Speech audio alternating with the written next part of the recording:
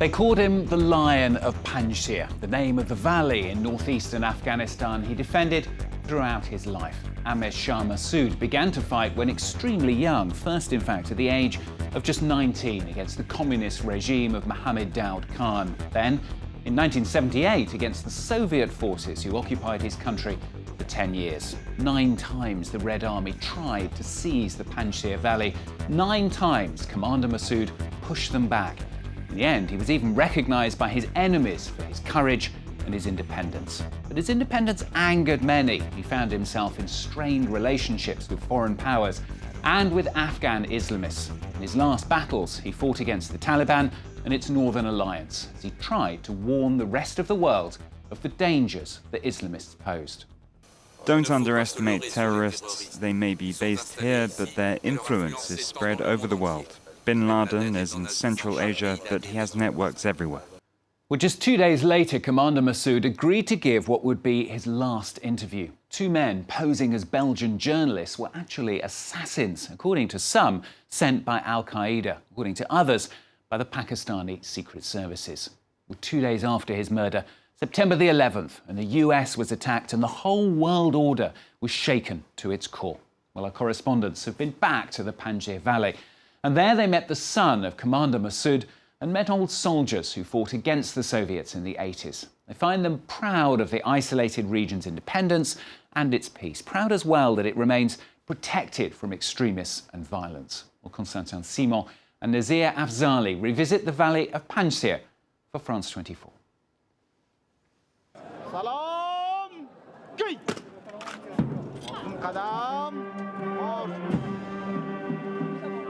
He's been gone for 15 years now, and for 15 years, they've been in mourning.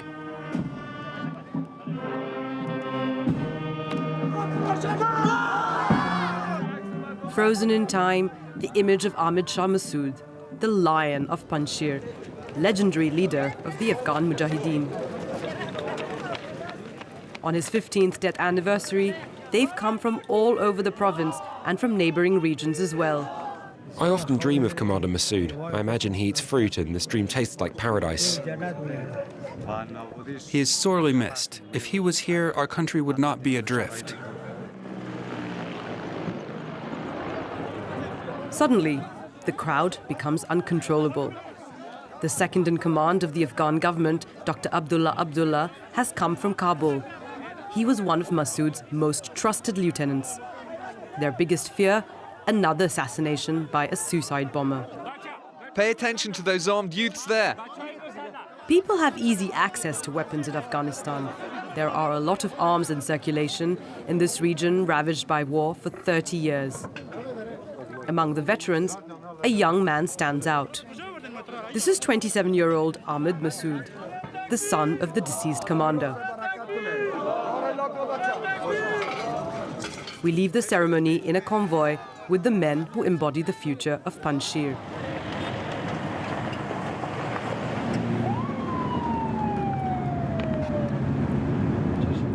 Panjshir, the Valley of Lions, a haven of peace in a country devastated by conflict. The Taliban, hated foes of the Panjshiris, are not to be found here. The Panjshiris are a proud and fierce people, just like their commander, the man who pushed out the Soviets in the 80s and the Taliban in the 90s. Today, war is a distant memory. Fruits grow and flowers blossom in the valley. But the Panjshiris cherish the memory of war and their glorious past. If there is one must-visit place in Panjshir, it's the house of Ahmad Shah Massoud. Time has stood still here.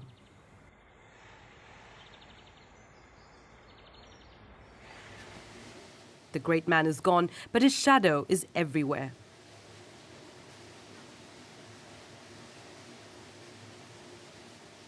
His son takes us around the room that served as Commander Massoud's headquarters. What you see in here, it's exactly the same as it was. When you enter that room, when you enter that house, it gives you that sense of, like, being everything being so real. And my place was always there to sit over there. and just to see, because I wanted to learn from my father how he's acting, how he's moving, how he's talking, everything. I was always like, so curious about him. I wanted our house and these small guest rooms and a garden to be a part of a museum and to keep it just the way it was during the time of resistance and war, because I want people to connect with those times. The war might be over in Panjshir, but the Massoud clan is still traumatized by the murder of their leader. These bodyguards used to watch over the father. Now they protect the son. For them, it's the loyalty, and they're just a portion of a very big community or a very big group of mujahedeen, which are beyond millions. If I want them to be with me, they will. Ahmed was thrust into the spotlight when, as a 12-year-old, he led the mujahedeen at his father's funeral.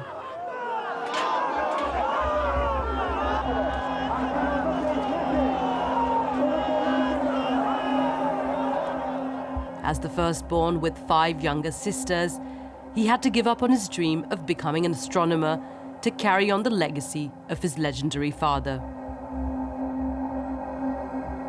The physical resemblance between the two is uncanny. Ahmed might have been educated at King's College London, but the Panjshiris never doubted his future as their leader.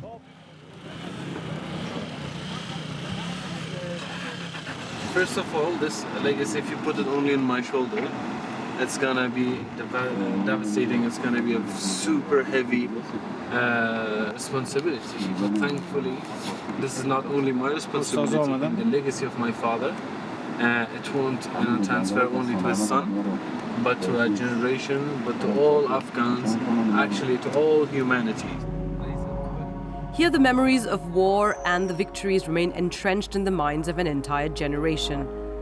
Panjshir's roads are littered with Soviet tanks, reminders of the Mujahedeen's heroic struggle.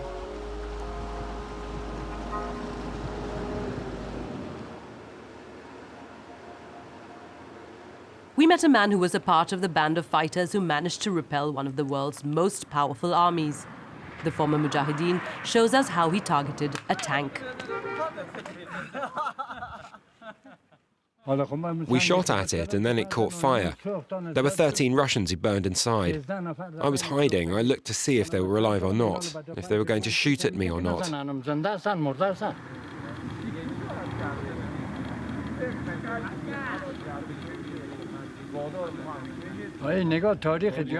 This is the history of our jihad.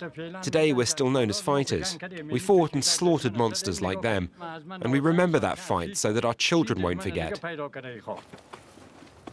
The Soviet-Afghan War was the most violent in Afghanistan's history. 1 million people died across the country. While we fought in the streets, our women and children hid down here. It reassured us to know they were here. We fought to defend the holes, to defend our women and children. There are plenty of other holes everywhere in the valley. The Russians are sending so many aircraft to bomb us. Some days they flew more than 200.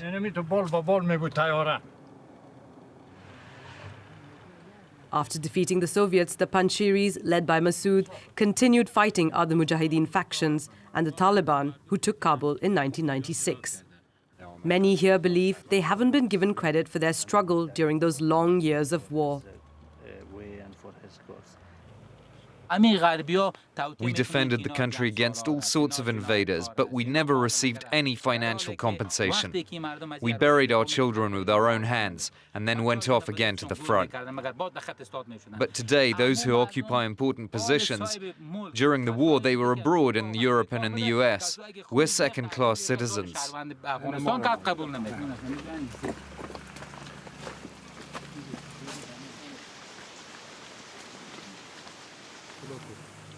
After 30 years of fighting, Koko Asghar has swapped his pakol, the famous Mujahedeen cap, for another kind of uniform. Each box produces 5 to 15 kilograms of honey. A kilo of honey here sells for nearly 13 euros. With 40 boxes, Koko makes a comfortable living. You won't find honey that tastes as good as Panjshir honey in any of the other 36 provinces in Afghanistan. There is something in the air, in the climate, the wild plants, something mysterious that helps attain this unparalleled quality. So more and more people here are turning to beekeeping.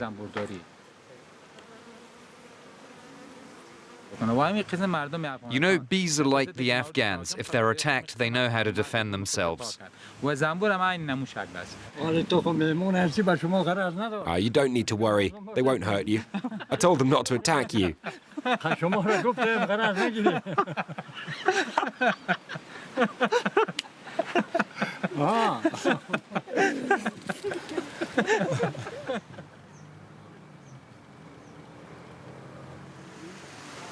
Ahmad Massoud is leading his first political meeting.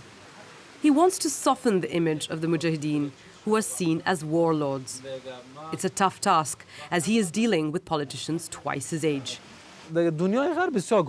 Westerners still refer to us as warriors, as violent people, as murderers. I want to show them another image, that we are respectful, friendly and disciplined.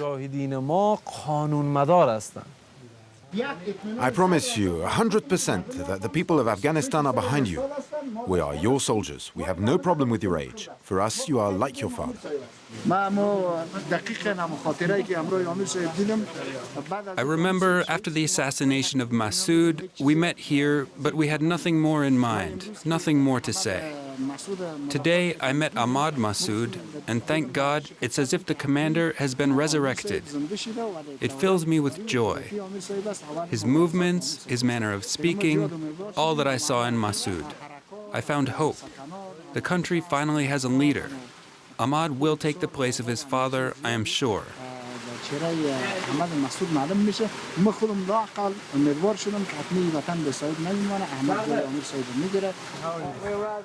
Several diplomats and foreign journalists have arrived to greet the young leader. Oh, thank you very much. Thank you very much. And congratulations on the wedding. Oh, thank you. Thank you very much. It's engagement. So, The French ambassador is present as well.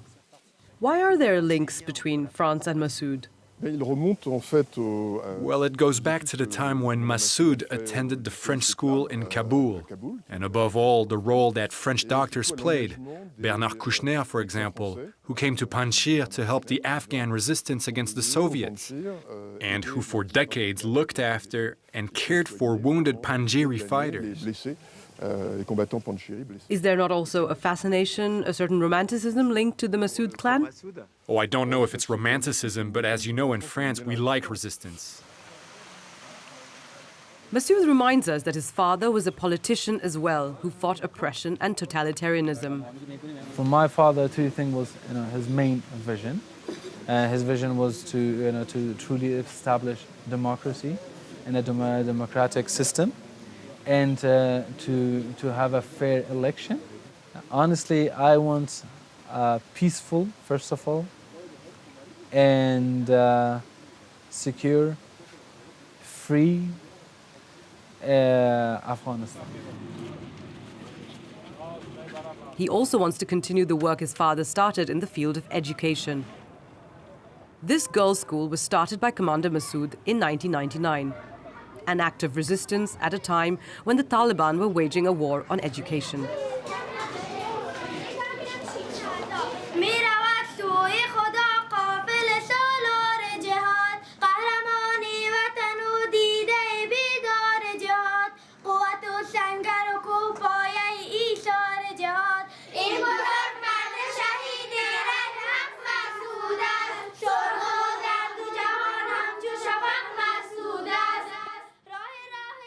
On the school walls, the story of Massoud takes up more space than the rules of mathematics. But thanks to his efforts, the province of Panjshir has become a role model in a country where only 15% of women are literate. My wonderful students, I want you to understand that Massoud was not a military character, but a cultural and social figure as well. You know that the Taliban did not allow girls to go to school. They whipped those who were trying to study. Massoud, our national hero, open this school where you can study. During the war, children had to study under the trees in the mountains and mosques. But today we have beautiful schools, and it's easier. The region still remains very rural and conservative. But as the Taliban makes gains across the country, the Panjshir Valley is once again seen as a bastion of resistance. Yet, while Massoud is revered by teenagers, younger children have other dreams. I'm a fan of Ronaldo and Messi. I want to be an engineer. Me a footballer. Footballer as well. Nobody wants to be mujahedeen? No, there's peace in Panjshir. How long will this peace last? Several districts neighboring Panjshir are already under Taliban control. The people of Massoud's stronghold will perhaps one day have to take up arms again.